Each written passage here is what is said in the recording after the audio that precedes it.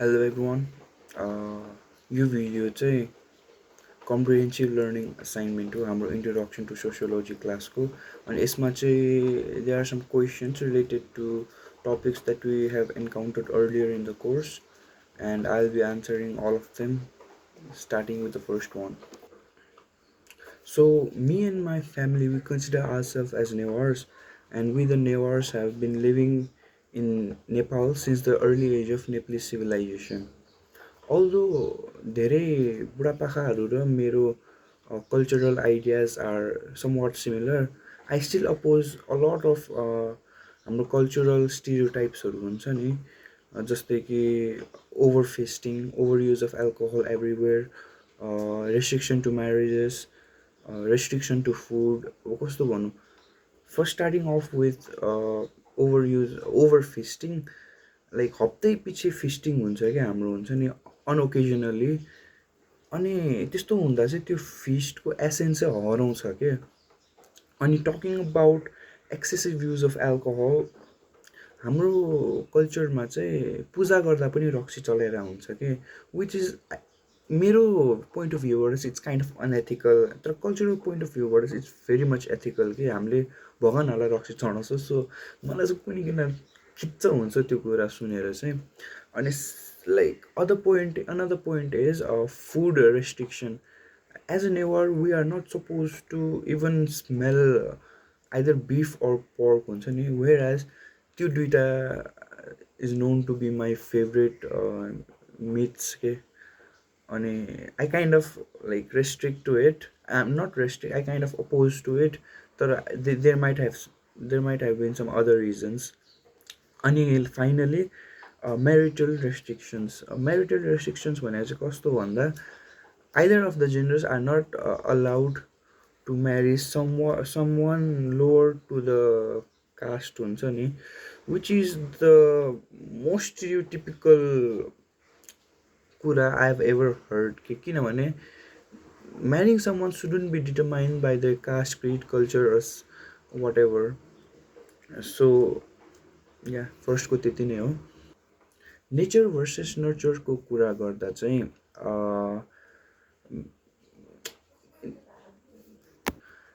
It is known to be the एकदम पुरानो debate that has been going on होइन.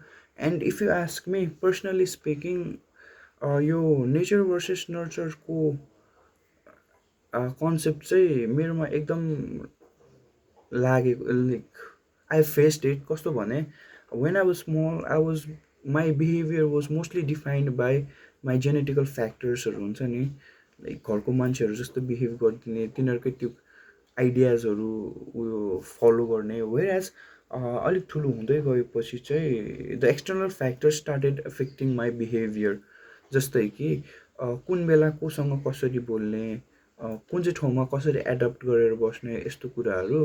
अनि लाइक टु बी अनेस्ट, यो traditional gender रोल्सहरू चाहिँ इट्स काइन्ड अफ लाइक बेला बेला I am subscribing to it, whereas बेला बेला I am feeling limited by them हुन्छ नि.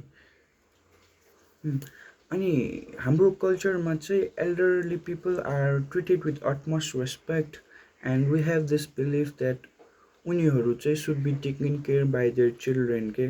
तर unfortunately if this were to be true, the old age homes and all shouldn't have been existed के. अनि although economic issues like अहिलेको त्यो corona virus होइन, यसको pandemic does affect my life, तर जेनरली स्पिकिङ यो वर्ल्ड पोलिसिज, इकोनोमिक इस्युज, यिनीहरूले खासै मेरो लाइफमा एफेक्ट चाहिँ गर्दैन, simply because I am really not interested in this kind of stuffs. Where as मेरो as my mom works in an INGO, this kind of topics quite often are brought up in dining table हुन्छ नि, like यस्तो यस्तो फलाना ढिम्काना पोलिसिजहरू made up भयो होइन, प्रधानमन्त्री यस्तो उस्तो यस्तो कुराहरू. आइएम रियली नट इन्टु, मलाई थाहा छैन त्यस्तो कुराहरू. So I might not go into detail in this matter. However, talking about social factors, like all kind of social factors affect my family life in a daily basis हुन्छ नि। अब काहीँ केही बन्द सन्द भयो भने पनि एफेक्ट हुन्छ। अनि एज आई सेड अर्लियर, यो कोरोना भाइरस कोभिड-19 पेन्डेमिकले चाहिँ एकदम गाह्रो नै भइरहेको छ। It's kind of pain in the ass नै हो होइन। अनि यो चाहिँ मेरै घरको कुरा मात्रै होइन, most of the household are facing this problem. अनि मोस्ट अफ द हाउस होल्डमा यो इन्कम छैन, एक्सपेन्डिचर बेसी हुँदैछ कि। अनि त्यो चाहिँ अहिलेको टाइममा एकदम गाह्रो नै भइरहेछ। अनि टकिङ अबाउट मेरो ग्रान्ड प्यारेन्ट्स र मेरो life differences in the prime age, मेरो प्राइम टाइम भने अहिलेको जेनेरेसनमा this technology has made life एकदमै सिम्पल के। Whereas my grandparents or anyone's grandparents never had this kind of exposures, but they had something which our generation is lacking a lot, and that is vast range of experience हुन्छ नि। अब हामी अहिले net चलाउँदै बसिरहेको छ भने चाहिँ उनीहरू आफ्नो प्राइम टाइममा एक्सपिरियन्स गेन गरेर बसिरहेको थियो कि। So that is kind of positive. तर नेगेटिभ पनि छ, which I might not go into that in detail हुन्छ नि। अनि नेगेटिभ चाहिँ कस्तो हो भन्दा, एज आई सेड, उनीहरूको लाइफमा हाम्रो जस्तो टेक्नोलोजी थिएन, लाइफ इजी बनाएन। तर maybe because of that fact they gained they had a lot of experiences हुन्छ नि, doing different kind of odd jobs. Although it is government's duty to think or to think about world population poverty and like world population poverty and matters regarding sustainability, हाम्रो individual डिसिजन्सहरू पनि it does influence in the collective manner हुन्छ नि। अब हामीले जताभावी litre गऱ्यो भने obviously अब लाइक पल्युसनै हुन्छ होइन। अब if you have kind of like 10जना फ्यामिली मेम्बर 10जना member in a family, like world population त्यो कलेक्टिभली नै बढ्छ होइन। And talking about religion has played a role of a bank भनौँ न। It was kind of like a bank to me back in my childhood. किनभने after each ceremony हुन्छ नि, जस्तो टिका सिका लाएहरू पछि we use to get paid is not actually the word, we use to get some extra bucks त्यो टिकाहरू लगाइसकेपछि। अनि त्यस्तो हुँदा चाहिँ त्यो एकदम सानो बेला पैसाहरू पाउँदा खुसी भइदिन्थ्यो होइन। But as we grow up त्यो मजा आउने फिलिङ नै हराएर जाँदो रहेछ कि। Just because of the fact that त्यो चाहिँ एभ्री टाइम हुने कुरा हो, सबैलाई हुने कुरा हो, हामी एक्सेप्सनल होइन भन्ने त्यो सोचाइले गर्दा त्यो फिलिङ चाहिँ फेड भएर जाँदो रहेछ एक समयमा गएर।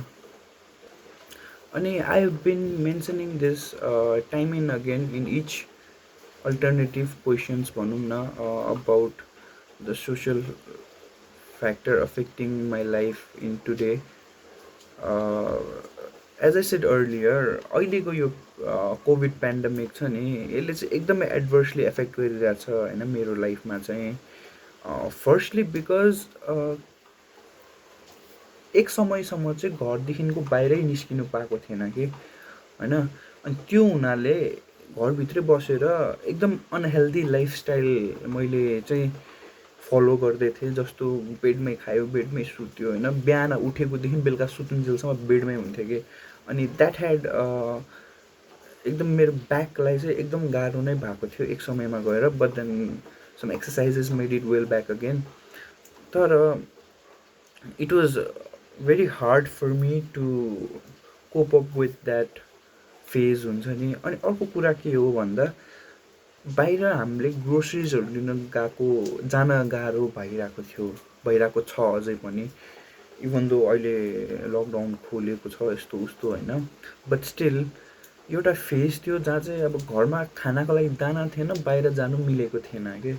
सो यस्तो हुँदा चाहिँ एकदमै के भन्छ त्यो हाउस होल्ड प्रब्लम्सहरू हुन्छ नि एकदम आइरहेको थियो।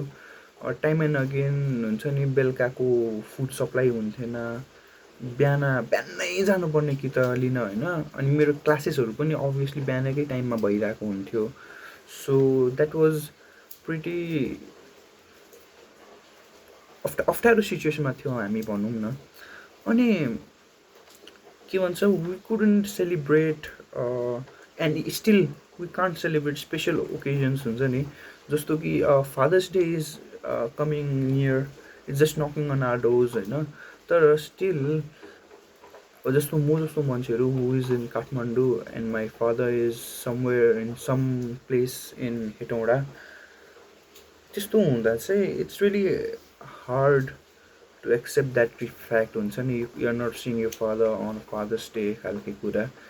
And that's kind of lame, pretty लेम। अब अनि अर्को चाहिँ you can't meet family members. अब यो अब अभियसली पेन्डेमिक भइरहेछ, you have to be cautious and all. अनि ह्युमन कन्ट्याक्ट खासै बेसी चाहिँ भएको छैन क्या अहिले पनि। अनि talking about family members, you're हामी चाहिँ अफकोर्स कसियस भएर मान्छेहरू भेट्छौँ, तर the close once, not only family, साथीहरू पनि you're restricted to meet them के हुन्छ नि, बिकज अफ दिस कोभिड-19 pandemic.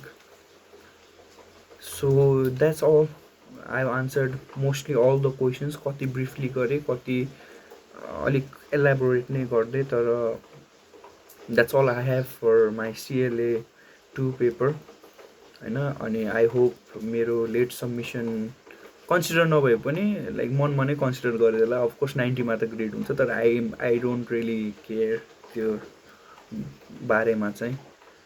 So thank you very much, I really enjoyed reading all these answers that I had. अनि एकदम मजा पनि आउँदो रहेछ यसरी असाइनमेन्ट गर्दा। So I appreciate our teachers Bhushan, mister Bhushan Prasai अनि mister Bishwas Chepang for guiding us through these courses. हाम्रो यो इन्ट्रोडक्सन टु सोसियोलोजी कोर्सेसमा एकदम हेल्प गर्नुभएको छ हामीलाई। So really thankful to them and appreciate your gesture to help the students. Thank you very much.